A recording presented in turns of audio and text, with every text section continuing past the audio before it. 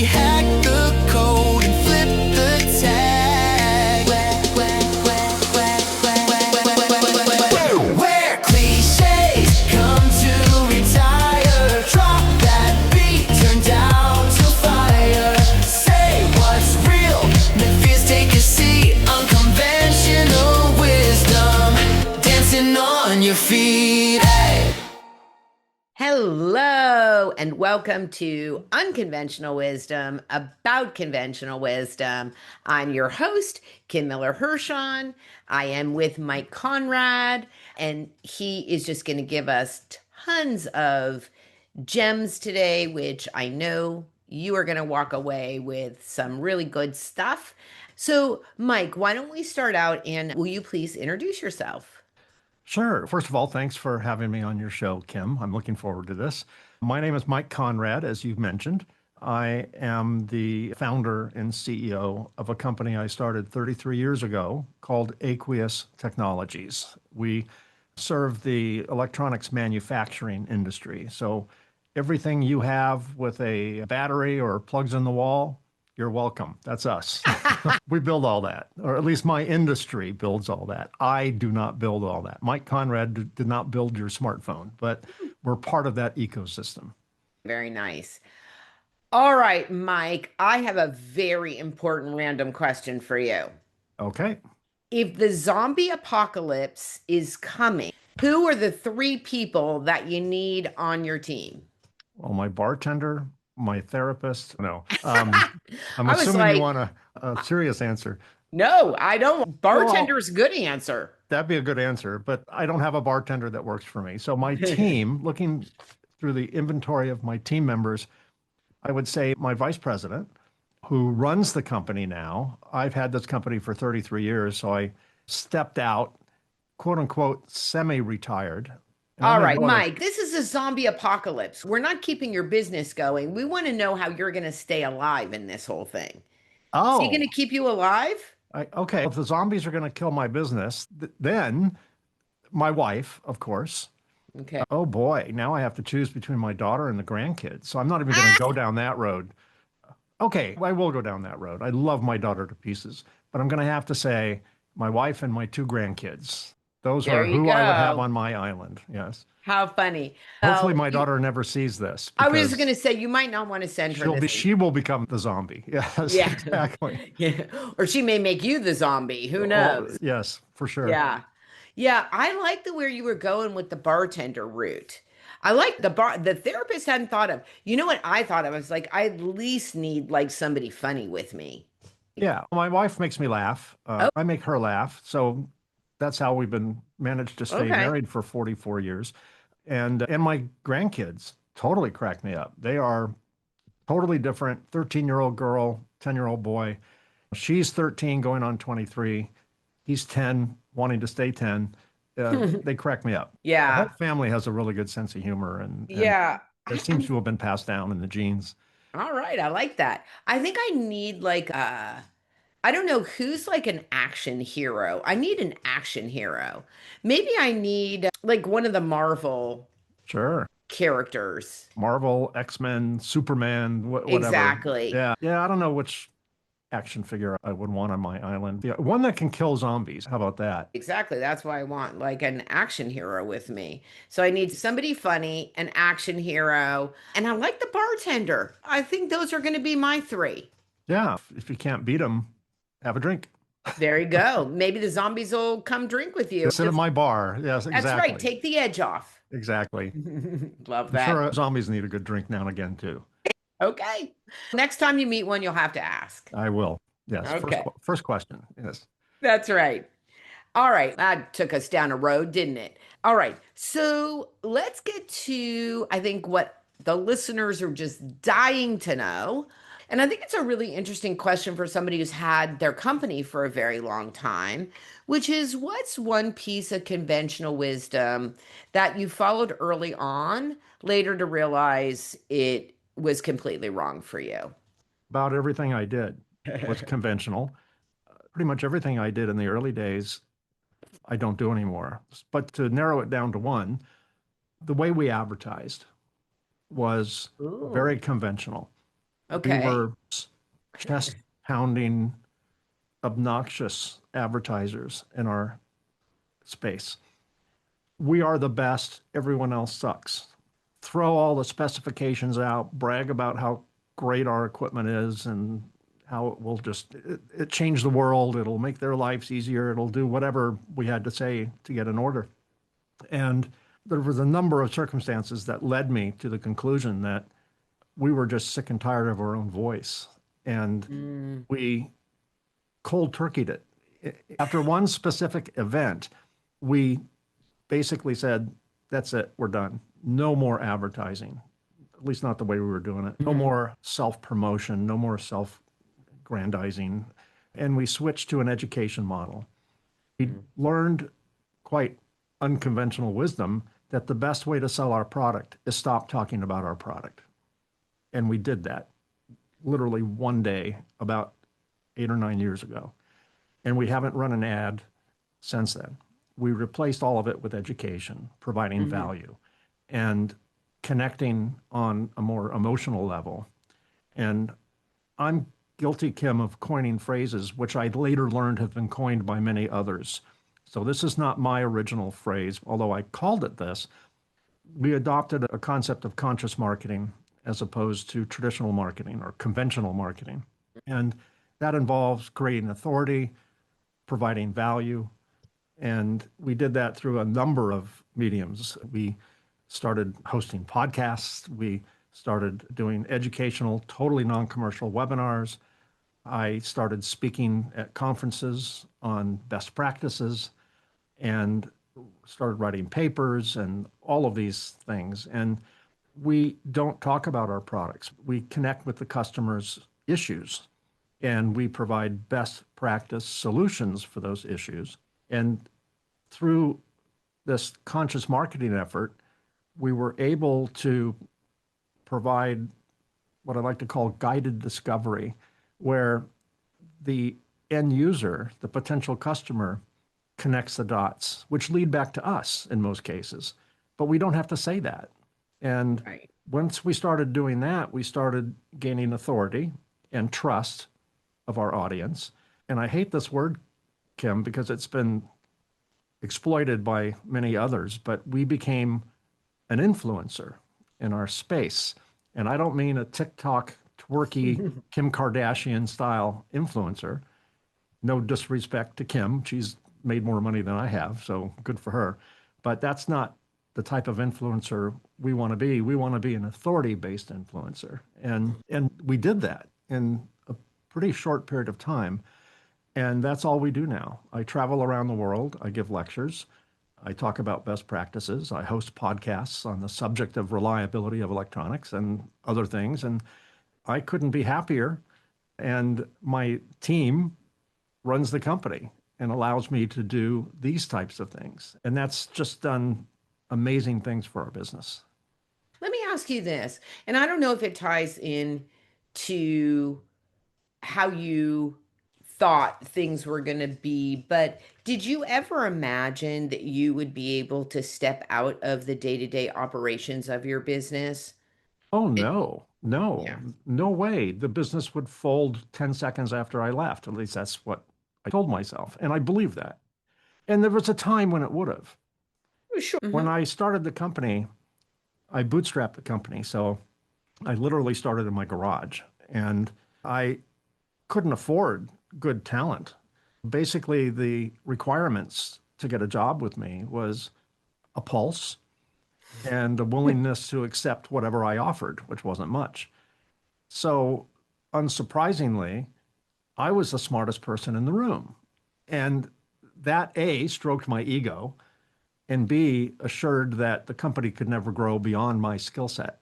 Mhm. And I came to the conclusion that I either need to up my game and acquire new skills through learning or acquire new skills through hiring. And I did a little bit of both. I grew a little bit and I brought people in who knew more than I did about specific subjects. And my goal now, Kim, is to be the stupidest person in the room. And I'm serious about that. It sounds funny, but that's my goal because I don't want to be the plateau. I don't want to be the ceiling on where our Right. business can otherwise grow to. Which is such a smart thing. I just think it takes some humility and I think also some self-confidence to be able to consciously say, not only am I not the smartest person in the room, but it's actually not advantageous for me to be the smartest person in the room. When I started my company 33 years ago, the attributes I brought to the table on the positive side were I had a strong technical acumen. Okay, check. That's good. That's required in my industry. And I had a lot of passion. Check. That's good. The other attributes were ego, arrogance, Mhm. naivety, and probably above all, a very poor assessment of risk. That's what I brought to the table.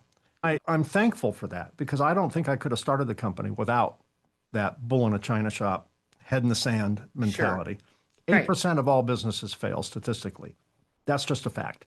By year 15, 50% by year 5. That's according to the US Bureau of Labor Statistics. And if I would if I were aware of that, that there's only a 20% chance of survival, after 2 or 3 bad days, I would have said, okay, I give up. I'm out of here. This is BS. I'm not going to do this. That's, I'm not cut out for this. But I didn't know enough to know how few businesses actually survive. And I'm grateful for my ignorance. I'm grateful Mhm. for my ego at the time. And more than all that, I'm grateful that I realized that I needed to shift those skill sets from what I had mentioned to something different. And I think that those attributes are quite valuable in the earliest days of the business. And we as entrepreneurs believe that whatever got us from A to B will get us from B to C. And usually, at least my experience has confirmed to me that what gets you from A to B could ruin you from B to C. Mhm. And I think that's why 80% of all businesses fail. One can look at that statistic and say, oh, business is risky if only 20% survive. I don't think business is risky. I think founders who do not adapt new skill sets appropriate for the scale of their business are risky. And I think it's not 80% of all businesses fail, it's 80% of all founders fail, therefore taking the business down with them. So it'd be nice to blame stats like, hey, it wasn't my fault. I'm in the greater majority if I failed. But I don't believe it's the business that causes it itself. I think it's the people behind it who just stick with what worked before, Mhm. convinced it will work again. The definition of insanity is doing the same thing over and over again and expecting a different result. In this case, I expected the same result by doing these things over and over again. And at some point, the rules change. And the skills that are now needed when the rules change need to be acquired one way or the other. And Right. if not, you're going to be part of the statistics. Absolutely. So, like you've said, you've been doing this for a long time. And often people are like, oh, he's got this. And in some ways, it's true. Like you do have it.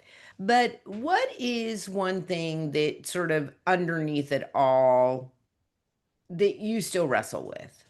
I thought all of my demons were past me, but last week, one reared its ugly head. And after 33 years in business, you think I wouldn't have this anymore, but I would say imposter syndrome. Now, I work in a highly technical field. All of our customers are engineers and scientists and things like that. And I dropped out of college. I went to college young. I was in college at 17. And of course, 17-year-olds make great decisions. And one of my great decisions was I don't need this. I want to take on the world. I want to start now. I don't want to wait 4 more years. So after 6 weeks of college, I dropped out. And then when I was 24 years old, I found myself in the electronics industry. And I was tasked to give a paper at a conference. And I'm 24 years old. I have no educational background worth speaking of. And I had to stand in front of several hundred people and give a lecture. The session chair who introduced me, our session had 3 speakers. I was the last of the 3. The session chair who introduced the first speaker had a sheet of paper, and they're holding up the sheet of paper and they're reading, okay, our next speaker is Dr. Kim Smith. Dr. Kim Smith is a PhD in this, has her master's in that, her bachelor's in this. She has 17 patents, a Nobel Peace Prize, and she's cured cancer. And please welcome Dr. Kim. Applause. Next speaker comes up. Our next speaker is Dr. Steve Johnson. Dr. Johnson earned his PhD at Harvard and his undergrad at Cornell, whatever. Has all these patents, all these accolades. Please welcome Dr. Steve. And then, Kim, this is exactly what happened. The session chair obviously hadn't read the bios beforehand, so he picked up the next sheet of paper, says, our next speaker is Mike Konrad. And he's holding up the paper, and he turns it over, and he turns it over again, and he turns it over, and turns it over again. Of course, that was it. That was all that was there. And he said, please welcome Mike. And I felt like someone snuck up behind me at the lectern and ripped off all my clothes. I'm standing there naked at a lectern with a microphone in my face. I just felt like I was stripped down. And I got through it, fortunately. I was convinced that I would be outed, and it didn't happen. I knew my material. I probably rehearsed more and prepped more than any other single speaker because I knew I didn't belong up there. And I got through it. That was 33 years ago. I have not had imposter syndrome since then until last week. Last week, I spoke at Dartmouth College in New Hampshire as part of one of their seminar series. And I was invited to speak, and I should have known something was up because the invitation said, Dear Dr. Konrad. And I replied, and they invited me to speak, and I replied, unless Dartmouth is planning on giving me an honorary PhD, it's just Mike. And then I'm like, okay, that's an honest mistake. So then I looked at all the previous speakers from the years of this particular conference series, and they're pretty much all PhDs. And I reached out to the guy who recommended me to the group who chooses speakers. And I said, I think there's a mistake. I'm not a PhD. I dropped out of college. And he goes, Mike, I've seen your presentation many times. You need to do this. And they want you. And for the first time in 33 years, I showed up to a conference, or it wasn't even a conference. I showed up to a big lecture hall filled with inquisitive students. And I had that imposter syndrome come back. And I shook it off. I'm like, I've been doing this for 33 years. I've probably given 1,000 speeches, and I got this. And I did, and it was fine. It was great, and it was wonderful in every way. But it reminded me that some of those old demons can come back to haunt you. And none of it is real. It's just real here, Right. but it's not real in the real world. But it reminded me that I need to stay grounded. I need to stay focused and be confident in my ability not to oversell, not to undersell, just be authentic. And once I got going, everything was great. I Right. enjoyed every second of it. But that took me by surprise because I've gained an awful lot of confidence in 33 years of doing this and building the business to be successful. And it just surprised me that I'm still capable of doubting myself after all this time. And also, too, I think when we talk about conventional wisdom, the societal convention and the rules are that one of them is in order to be successful, you need a college degree. And listen, you don't want somebody operating on you who hasn't been trained, I don't right? want a 17-year-old college dropout to be operating on me. Right. Totally agree. So, right. So it's not, things that need technical training. That's maybe a different thing. It's not about prestige as much as it is literally about training, right? Practical need, yeah. But I think it's interesting because I've had my business for 15 years. And when I first started coaching, I would sometimes have people come up to me and say, do you have a coaching certificate? Like, where have you been trained? And you know what I learned to do And that gave me my own insecurity, right? And then I would say, I'm happy to tell you, just curious, what is it that you want to know specifically? Right? Basically, why are you asking the question? Because what's really interesting is at the end of the day, it's really about them and not about you. Right? Absolutely, 100%. Right? And so once you understand why they're asking the question, then you can actually answer or deal with the objection or the concern that they actually have. Because where you went to school is really not what they're concerned about. Are they really worried about some accolade that would have been 40 years old by the time we are today? Yeah, I totally agree. I think that intellectually, I'm 100% on board with you. This is a them issue, not a me issue. Emotionally, Yeah, still that's a get whole nother hijacked. story. That's So right. people say you have to lead with your heart or your head. Which one do you lead with? It's like a little bit of both. You need to go with gut, you need to go with your heart and in your intellect. God gave you an intellect. Use it. And intellectually, I can honestly say that's not a me problem. If you don't want me to Right. speak, no problem. I totally get it. I'm not offended. But I'm not going to pretend I'm someone I'm not. That's right. I'm the Well, same person with or without.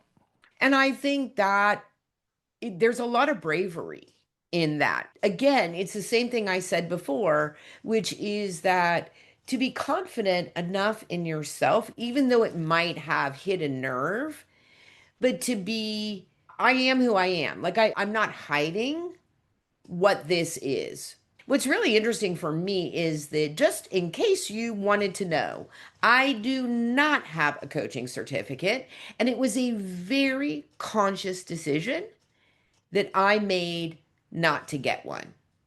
So Right. there. So take Yes, there. that. Yes, exactly. Exactly. But I have my own reasons for making that decision, but it was a conscious decision that I made. And you know what I always say too, which is an interesting way to deal with this, aside from what I already said, which is here's a better question. Am I the right coach for you? What concerns do you have? And am I the right person to help you deal with those things, solve those things, get the outcomes that you're looking for? Because I got to tell you, that is not about what school I went to. Totally agree. Yeah. Okay, good. All right. If you could rewrite the rule book on leadership, what's one outdated belief that you'd throw away and what would you replace it with? That growth is the solution to all problems. Ooh, say more about that. I learned the hard way that growth is a seduction that most businesses, particularly small businesses, can't afford. I thought that obviously you start a business at a very low level and it needs to grow. And that is accurate. It does need to grow. We couldn't survive on one sale a year. We needed a minimum amount. But for a time, I was part of a CEO peer group, well-known Mhm. CEO peer group. And it's basically a bunch of CEOs that meet every month and lie to each other about how well we're doing, right? A lot of egos in those rooms. And I was one of the egos in the room. And the mantra was, what are you doing to grow? What are you doing to grow? You got to grow. You got to grow, Mike. You got to grow. You're growing too slowly or you're not growing at all. And I noticed in our growth journey over the now 33 years that when we were the most profitable and the happiest was when we were a little smaller than we were at the moment. I realized I wish we were back there. Mm. And what I didn't realize, and then I soon realized once we started to grow, is that growth brings in more revenue, but it also exacerbates all the problems. The problems grow exponentially to the revenue because we didn't change what's causing the problems. So the problems became even more magnified and exaggerated. And I realized what was wrong with that. We focused on growth primarily, almost exclusively. And when you're focused on raising revenue, if that's how one defines growth, which most people do, then you're looking into business through a very focused lens of bring in more revenue. Turns out we were really good at bringing in more revenue. Turns out that more revenue was not profitable revenue. We were making very short-term decisions to bring in enough revenue to cover the next payroll, and then the next payroll, and the next payroll. What about profit? Not my problem today. I just need cash. I need cash. So we would make deals. We would grow the revenue. And as the revenue was growing quite impressively, imagine a graph that shows an upward trend, say a 45-degree angle upward trend, which is impressive. We had a 45-degree downward angle on our profit, and they crossed like an X. The more growth we had, the more money we lost. And that's because we were focusing on growth. And what I've learned since then is growth is not a result of chasing growth. Profit is not a result of chasing profit. All of these things are the result of making good decisions. And we had to take our eyes off growth and market share and profit and just make great decisions. When you run a company based on best practice, great decisions, guess what comes? Growth, profit, market share. But it comes authentically and organically. It's not contrived, because every time we focused on one thing, it was at the expense of another. So when I turned 30, I got my pilot's license. And if you have pilots in your audience, they will recognize this phrase. Every pilot, when they're training, is told by their instructor that the entire time you're in the cockpit, you need to simultaneously do three things: aviate, navigate, and communicate. Three absolute hardcore rules of every pilot, whether you're flying a jumbo jet or a Cessna: aviate, navigate, communicate. I translate that into business. We can't just concentrate on one, because missing the other factors will cause your plane to crash. We can't just concentrate on profit, because it'll affect other things. We can't concentrate on market share because it'll affect other things, or revenue, it'll affect other things. We have to constantly aviate, navigate, communicate, whatever the business equivalent of that is, and then allow the system, allow the process to yield the results. And once I realized that, it made running a business so much easier, because now it was nail biting, because I'm very much programmed in my brain to have to understand how things work. I need causation. I need to draw a line between cause and effect. And that's a little bit of a blurry, the line goes into the fog and comes out the other side with the effect. And I can't see how the dots totally connect. But I do know that process of just don't worry about revenue, don't worry about profit. And I don't mean that callously. Obviously, we are concerned about that. But don't focus on any one of those things. Just focus on doing it right, and then see what yield you get out of that. And it's never let me down. I don't focus on any of those traditional KPIs, key performance indicators. I focus on, let's just make a whole bunch of good decisions. And if something goes bad and we don't get the numbers that we thought we would yield from that, then we look at the decisions, not how can we increase this, or how can we increase that, or how can we lower this or that. We just look at the decisions we were making. And every time we got something we didn't expect, we realized that the decisions we were making had some type of lens involved or fear involved. And fear-based decisions will take a company down the path of 80% failure very quickly. We had to take fear off the table and just concentrate on doing it right. And I was very pleased with the results. Yeah, I love that. So, what is one unconventional habit or mindset shift that's helped you grow your business? Can you think of something else? Because the last answer was a little bit of that. Yeah, it's a number of things. It's not like one magic bullet. Something my mentor taught me was the process of making decisions. So let's say the decision was the company got to an intersection and we needed to go left or right. Those were our two choices, whatever those stand for. And she'd say, which way are you going to go, left or right? Say, I'd love to go left, but left requires too much money and too much time. I don't have the money or the time, so we're going to go stop. What if you had all the time and all the money in the world? Then, duh, we go left. She goes, then that's the right decision. And I go, yeah, but, he goes, stop. No, but. That's the right decision. Okay, can we agree that's the right decision? Yes, it's absolutely the right decision if I had all the time and money. Okay. Once I realized that was the right decision, guess what worked out? Time and money. Yeah. Every time, every single time. And it's something to do with when I was afraid to make a left or right decision because of the lens of time and money, I wouldn't make the decision. And therefore, nothing was going to fix itself without first me coming to the conclusion that, yeah, we need to go left. That's the best thing for the company. Once I crossed that hurdle and allowed myself to go, yes, we are going to go left, then the next hurdle was, okay, now we need to find the time and then we need to find the money. And we did every single time. It's not like it magically appeared, but I think that we manifest our destiny. And I don't mean in a hocus pocus, kumbaya spiritual sense.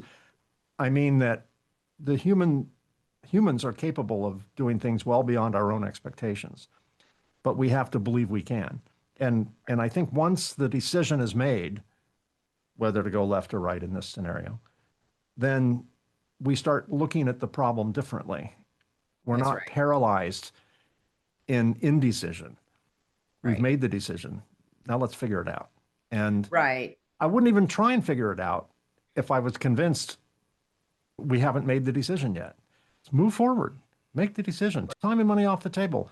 Pretend you're in an alternate reality and Warren Buffett just handed you $1 billion. Okay, then I would do that. Then that's it right there. Just stop. I love that. Making a decision on what is the best decision. I'm not going to say right decision because lots of times we don't know if it's right, but we Right. do know that there's a better decision or Right. It's the best decision at that moment, at that right. scale of the business. And That's right. with business factors being what they are, economies being what they are, all that, that would be the right decision. It could change at any moment, as things do, but in that moment, it's the right decision. Yeah, and I think you're exactly right when you say you can't solve a problem that you're of a decision that you're not even willing to make. Exactly. If you've taken yourself out of the game before the game is even started, there's nothing to solve, Yeah. right? Yeah. You're not assigning any resources, mental, physical, emotional, Right. intellectual resources into solving the problem. Therefore, you've got plenty of other things to do. Those other things will take precedent. That's right. Exactly. Yeah, I think that's just key, right? To really make the best decision again with the data that you have, right? With what you know, and then solve from there, as opposed to coming from a place of scarcity. I can't, we can't, I can't. I think that oftentimes you don't know if you can. You're Right. not even right. You're not even going to Absolutely. try. Yeah. Absolutely. Yeah. Love that. Love that. Okay. And you mentioned this before, so I'm going to ask the question. It's okay if you don't have another answer, but I wanted to address the imposter syndrome. So we talked about the school thing and what you imagine other people think about your having a degree or not having a degree. Is there any other place in your business where imposter syndrome or a lack of confidence will come in for you?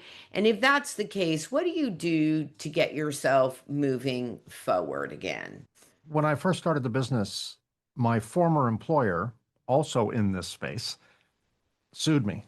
Evidently, he didn't really understand the concept of capitalism and competition. And he didn't sue me with the intention of winning. He sued me with the intention of bankrupting me before I ever got to court, which Technically speaking, he did, but I was just too arrogant to even see it. I just kept showing up. The patient was dead, but no one told the patient they were dead, right? So I just kept showing up to work. Like that movie. What movie was it? Office Space or something where, some guy's working there. He's not even supposed to be working there. He just keeps showing up every day. Something to that effect. I think there was a Seinfeld episode like that. But I was very concerned about what the industry would think of me. I was very concerned about my reputation during the lawsuit. I was very concerned that we were doing things with products that no one had ever done before. I was very concerned about failing and the public humiliation that would, in my mind anyway, that would be associated with that. And then I realized that all of these fears are within me. They're not real. And it took a while for me to realize this is totally in my head. And I had to get out of my own head and just move forward with what I thought was right without any regard to what anyone thought. And the more I spent time worrying about what the industry would think of me, what my colleagues would think of me, to a certain extent, what my friends would think of me, family, once I just put all that aside and just said, no, I'm just going to do this. And I'm going to do it the way I think it should be done. And if I'm wrong, I'll calibrate and readjust. But then that went away very quickly. But for a while, I ran a business based upon how I would be perceived. And that is a diminishing return proposition. Because human nature, and we all know this from experience, just watch the news, human nature loves to build people up. They craft the pedestal in which we put people on. And then we use the same tools that we use to craft it to knock it down. And we do it over and over again with people, with companies. We build them up, we tear them down. And we get joy seeing the buildup, and we get even more joy as humans watching them fall. And once I realized that this is a you problem, not a me problem, then I let go of that and really haven't looked back since. But if I let my head go there, yeah, I would second guess some of the things we did and how it looked in the moment. And I would listen to my critics with more intensity than I would listen to my fan base. It takes one negative comment to ruin 50 positive comments. And I would concentrate on that one negative. And then I just said, okay, I can't do this. I'm not that good at separating these things. I just avoided toxic people, toxic conversations, toxic companies, and toxic subjects, and just went forward with, okay, this is the world according to Mike. This is what we're going to do. And if I'm wrong, but I'm not going to listen to the court of public opinion because it will let me down every time. And also, too, I think, especially when you're running a company, it's really important to, I think, not just lead with integrity, but also be able to articulate what the value is, the value, the way in which you do business. And when you are very clear about what you stand for and can operationalize that for the people in your company, I think it's a lot easier to not be holier than thou, because that we all make mistakes and we need to own our mistakes. You're not going to be perfect all the time. But also too, I think it helps you attract the kind of employees that you want, the kind of clients that you want. And I think that is very helpful. I don't know about you, but I certainly know that I used to say I would say no to a client if I didn't feel like it was the right fit. What's really interesting is I am just so unbelievably clear about who I am, what I stand for, and what my platform is, that I attract the people who want that. There's a compatibility there. So I don't really have to deal anymore with people who are not in my sphere. Yeah, I can't believe you said that because that's exactly what happened to us. When we were doing our obnoxious chest pounding ads, we attracted very toxic customers, people who led with price. And then, of course, not wanting to lose any order because of this overwhelming desire to grow, we would make very little money, if any, on an order. And then these customers that were attracted by our obnoxious advertising would be needy. We sell pretty sophisticated equipment that requires maintenance on their part, and they wouldn't do the maintenance. They were needy, money consuming, cost consuming customers. When we switched to the conscious marketing approach, selling through education and value added and building authority, we stopped attracting customers that led with price. We had customers that had a very big technical issue that needed to be solved, and we transformed from transactional to relational. And we love our customers, and I'd like to think they love us. It's a great relationship. And in the world, our machines use a specific type of chemical. So I'm not a chemist, but I know a little bit about chemistry as it relates to our space. And there's a rule in chemistry called Hansen's law of solubility. And it means like attracts, and certain chemicals attract certain other chemicals with a certain attribute. And I think attracts like goes well beyond chemistry.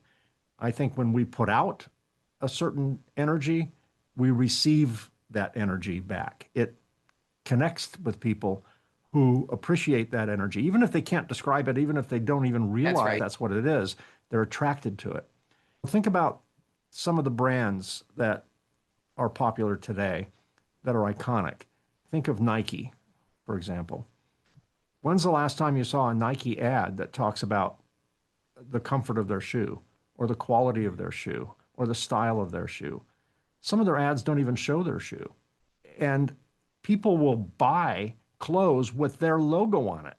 They advertise for Nike. And Apple, less so today, but in the earlier days of Apple, they connected with creators. And people would camp for days trying to get the latest version on day one of something in front of an Apple store. Patagonia, same thing. And Coca-Cola, same thing. Either Coke or Pepsi, and it's based on this relationship they established. And I think that if you do it right, people don't just buy products, they join tribes.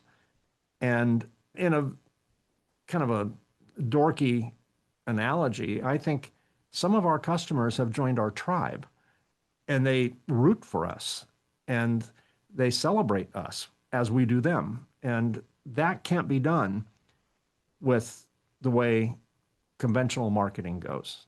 That's right. You might get a sale, you'll get plenty of transactions, but it's like fishing with a very wide net. You're gonna get the good fish and the horrible fish that would have to be thrown back, as well as a bunch of garbage that's floating around the ocean, to overuse that analogy. And we were trolling the waters with a very wide net, catching anything that can get in it, and making some money on some and losing a lot of money on others. I think, to your point, the word no is probably the most profitable word, single word, that we have in our dictionary. We've made more money saying no than we have saying yes. And that also involves taking fear off the table, not making fear-based decisions. It's scary, particularly when you're starting a company and you're trying to scale it up. It's scary to say no because you may not have another chance at that apple. But you don't want to bite into every apple just to see which ones are good, because you're going to end up eating some worms at that point. Indeed. And anybody who started a company, if they don't admit that they've eaten some worms, they're not being honest. Let's just say that. Sure, absolutely. No one wants to admit that. Those are little dirty secrets that we keep inside. But yeah, this philosophy, which I didn't invent, it just works. And even though I don't always understand the causation, the cause and effect, the fact that it has always worked is the causation for me. If you don't understand how it works, why do you keep doing it? Because it works. There you go. How does it work? It just does. And that's all I need to know. It's not failed me. If it starts failing me, I'll come up with something else or discover something else. But it does work, at least for us, 100% of the time. Yeah. Oh, I love that. All right, Mike, we've done it. we have gotten through all of the Zombies. questions. I said at the beginning there were going to be some gems, and we have a whole treasure chest full right now. Really appreciate all the wisdom that you've espoused today. I think it was a fun conversation to have, and I think super helpful as well. Great. And we survived the zombie apocalypse. And we did. That's right, which is an important thing. Absolutely. Yes. All right. You have been listening to Unconventional Wisdom about conventional wisdom. I'm Kim Miller-Hershon, my guest, Mike Konrad. I hope that you will share, download, engage, listen, all the things you're supposed to do. So, this is the place where cliches come to retire and fresh thinking we inspire. Go out there and be a better human. Where cliches come to retire. Drop that beat, turn down to fire. Say what's real, let fears take a seat. Unconventional wisdom, dancing on your feet. Hey.